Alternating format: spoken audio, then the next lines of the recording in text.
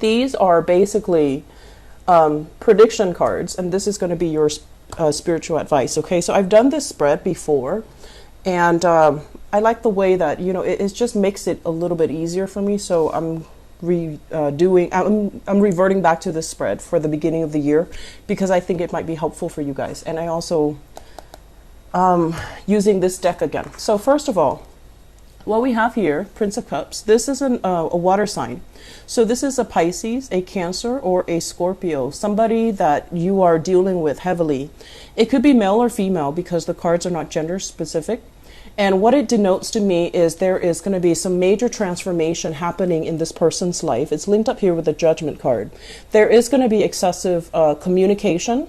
There's going to be kind of like this person is reaching out to you. They're trying to figure out where you've been. They're trying to figure out what you're up to. So I feel like there's this exciting energy surrounding the communication between the two of you. For some of you, this is like an ex-partner that has been trying to reach out to you and they're trying to figure out where you are. Okay, so Pisces, Cancer, Scorpio, Sun, Moon, or Rising.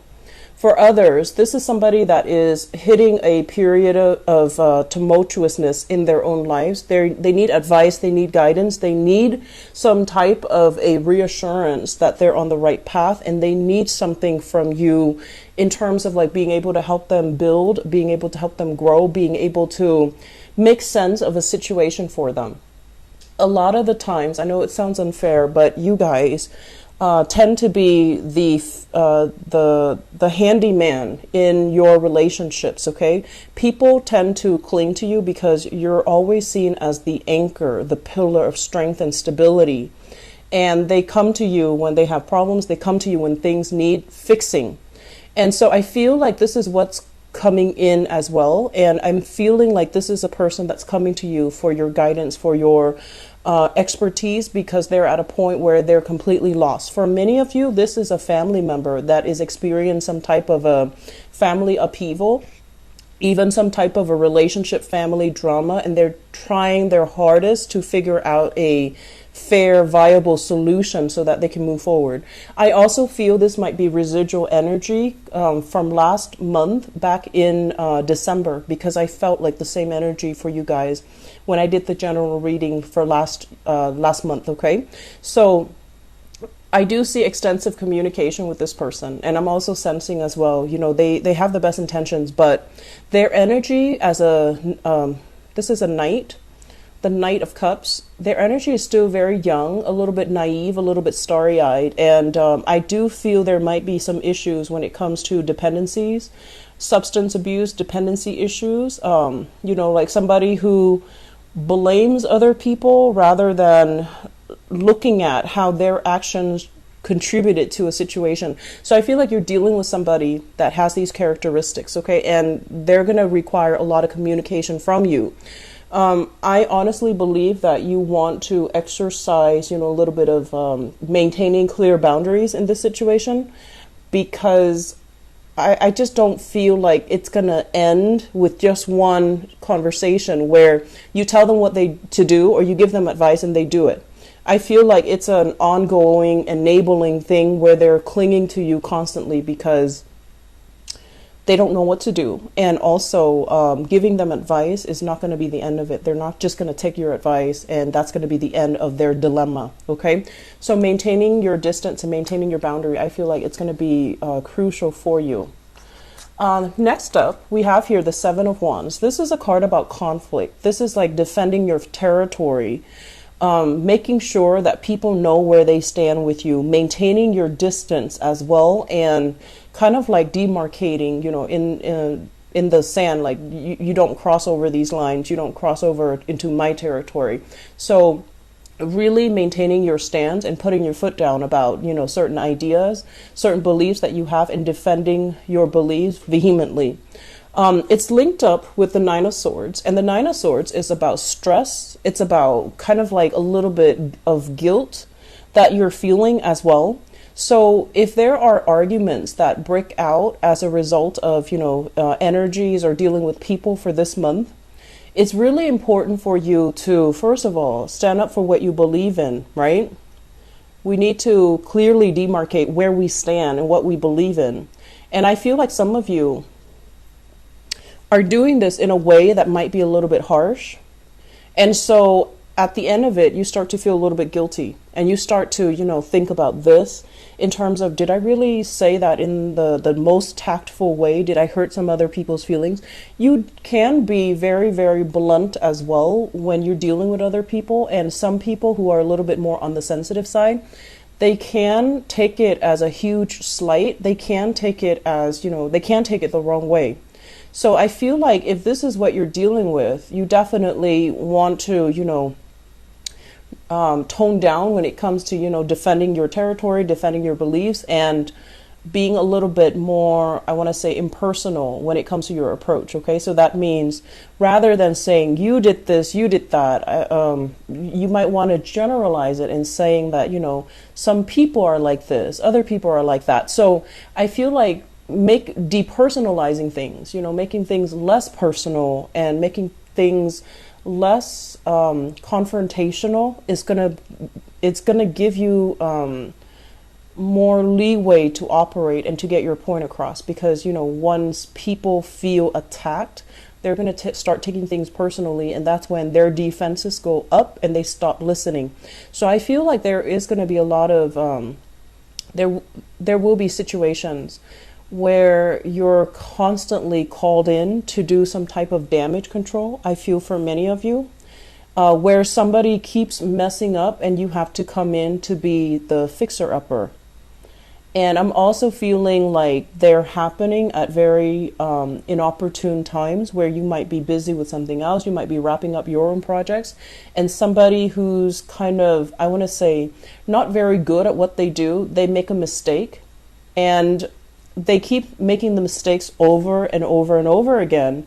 And you want to give them the benefit of the doubt, but it's really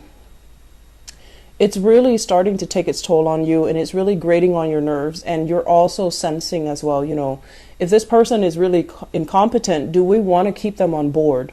So I feel like there is a major ethical dilemma here, where you want to give people the benefit of the doubt. You want to give them second chances to rectify their mistakes. But if it happens over and over and over again, in a practical and pragmatic way, is it a good idea to keep them on board and to constantly, I want to say, like, jump in and fix their problems for them? Are they really learning? Because you're hoping that they'll learn, but it doesn't feel like they are, because they keep making the same mistakes.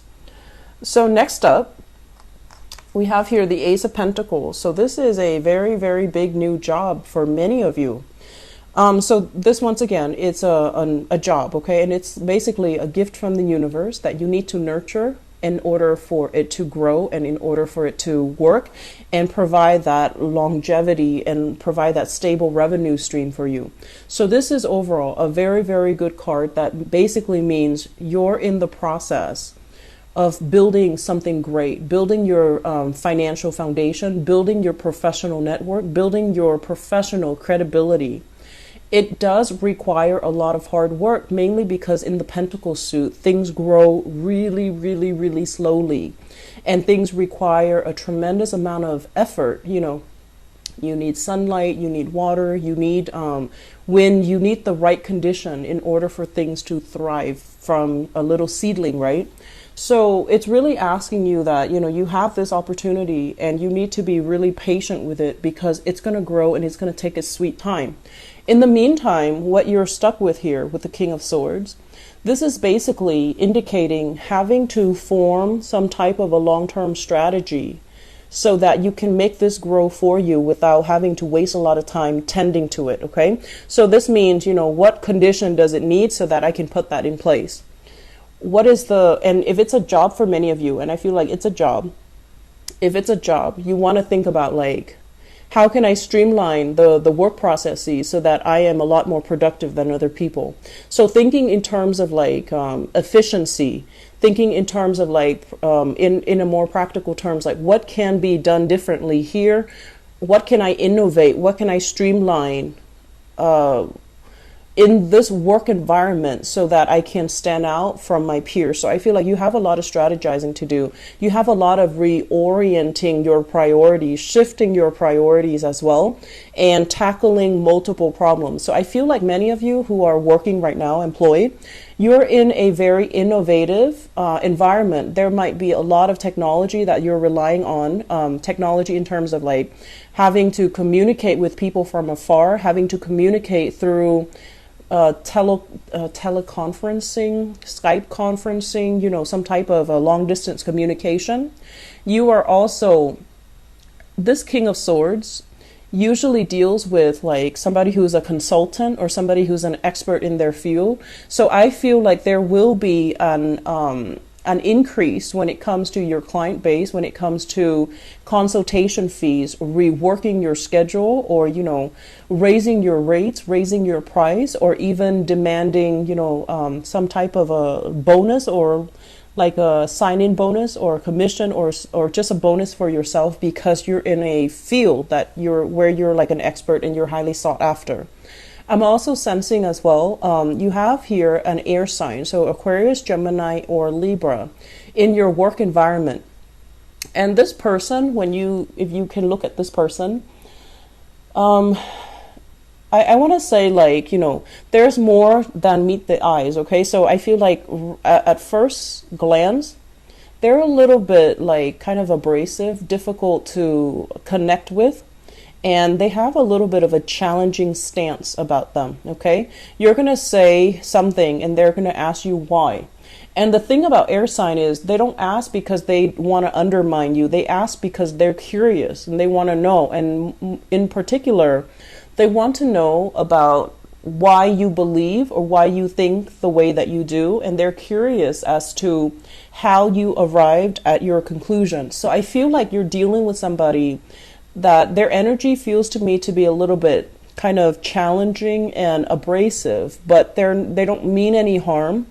And I honestly feel like if the two of you collaborate, you can make tremendous strides, okay?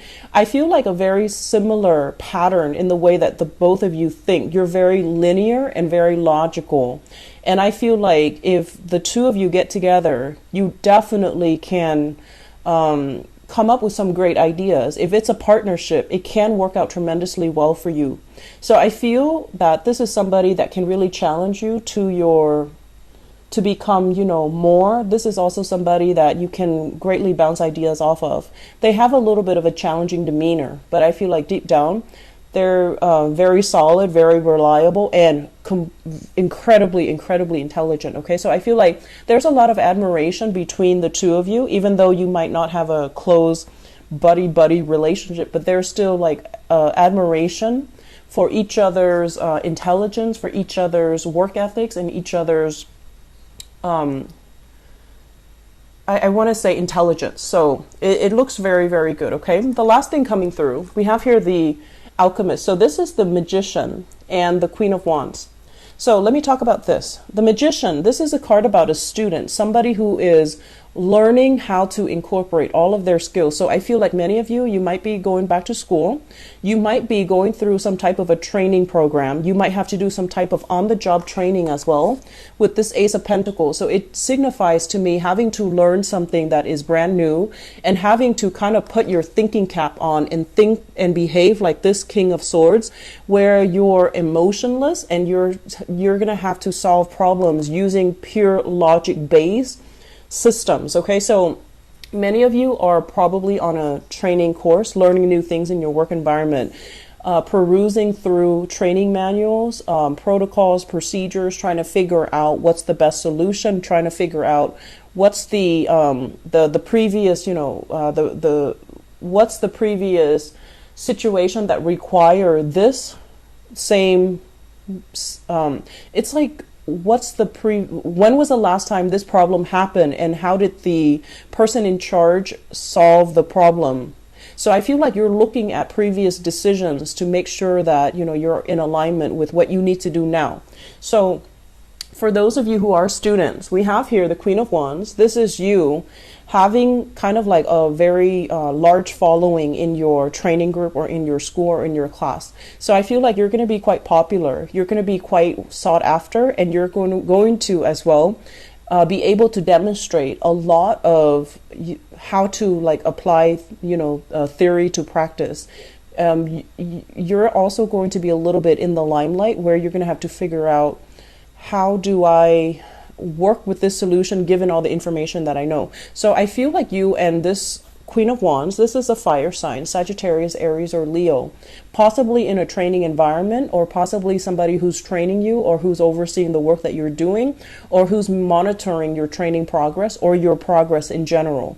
And this is a really intelligent person, and they can help you get places, or they can help you greatly with enhancing your knowledge. Okay, so I feel as if the interaction between you and this person, it's very, very strong, but you yourself are very, very independent. So I feel like there is a little bit of an ego clash here. They might want to micromanage a little bit. Might want you to open up a little bit more about what you're struggling with or what you're doing, whereas you want to be left alone. So I feel like if this is somebody that's directly over you, like a supervisor or boss or something like that, you want a little bit more space, and they're kind of micromanaging, and they're kind of hovering over you, or like looking over your shoulders.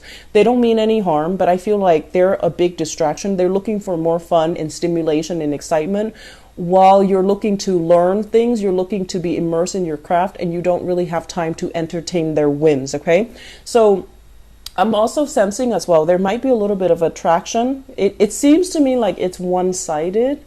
Attraction in the work front or in the academic front. Okay, so it seems to me like there's attraction. They like you, but there's something here about you being occupied or having your thoughts elsewhere. Okay, so the last three cards here will serve as your spiritual advice, and they're read together. We have here the Tower, the Ace of Swords, and the Temperance card. Let me talk about this first, because this screams out to me time management. The Temperance card, this is a Sagittarian energy, and with Sagittarian energy, what it does is that it makes us overestimate. Sagittarius are great overestimators, great exaggerators. It makes you overestimate the amount of time that you have. Oh, I'll do that another day. I'll, clean it up on the weekend. I'll have time for that later. And so there is this rampant need for procrastination. And I feel like you need to be really, really aware of what you're doing, and you need to get things kind of like lined up all in a row, so that you can, be more productive with your time, so that you're not living in these delusions that there's going to be more time at a later date or at a later time. Okay.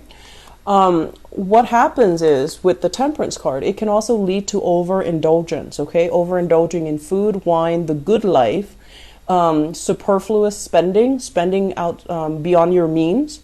So for many of you who might have landed a good job, I feel like it's like boosting you up on the socioeconomic ladder. So that means right now you have a good job, and you're just like, oh, I have all this money, and I'm going to find ways to use the money. So overindulging in buying things, exceeding your credit card limits, and thinking that, oh, I have a good job now, I can get whatever I want, and the job is going to be stable. You want to be very careful about that, because what it's going to lead to is this Tower situation, where everything has been built on false premises. Everything has been built on a very unstable, corroding foundation, where you might have also told yourself, these things will be okay, there's another day, there's always more time, I can always fix it, I can always go back to it.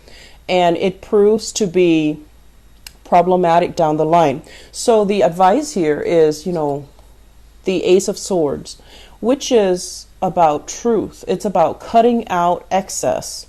It's about streamlining and thinning out areas of your life that have not been serving you. So a lot of the times, this can also indicate getting yourself a lot more disciplined, losing weight, decluttering your environment, figuring out what you don't need anymore, having a very minimalist space so that you can concentrate. Okay, because I feel like this is the month where you have a lot of things coming in. There is opposition in the work environment. There's learning.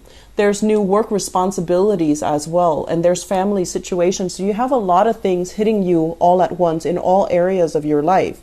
And so the last thing that you need is to be clouded and to be in procrastination mode and to operate like this, where inevitably, things are going to come crumbling down. It's like that house of cards. It's built on faulty foundation and it's going to come crumbling down. So the advice is here to be very, very honest with ourselves and to figure out, Capricorns, you have good insights. You know some of the areas in your own life that you need to work on, but it's really hard to get you to that point where you start making a change, right?